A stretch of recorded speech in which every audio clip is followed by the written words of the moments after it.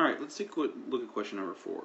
According to 2011 census, the population of Bulgaria has been declining from a peak of 11 million people in 1989 at a rate of 0.86% per year.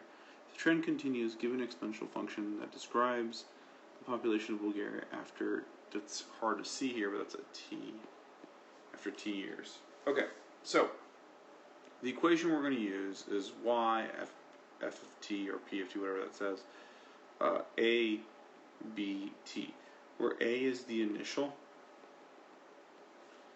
and b is how fast you tend to grow. So b is the growth rate. Right?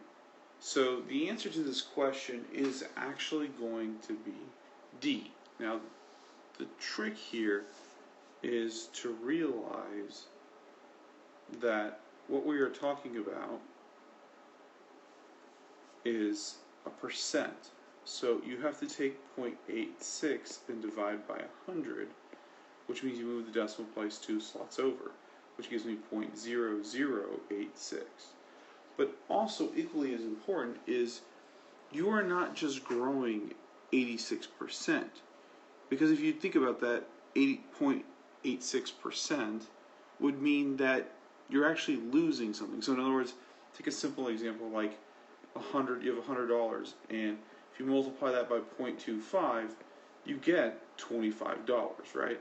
That makes no sense, right? If we're saying that we're increasing by 25%, how do I end up with less money? So what we actually have to do is we have to put in an additional $100, which is just a fancy way of saying, forget that, it's 1.25%, which would give you 125. In other words, you're taking the initial 100% value and you're increasing it by 25%, which would give you 125%. So in our example, it's growing by 0.86%, so we have 0.86% increase, and that's where this 1 is coming from. But again, you remember you got to divide by 100, and this is why we have so many zeros after that. But in any case, this is the answer.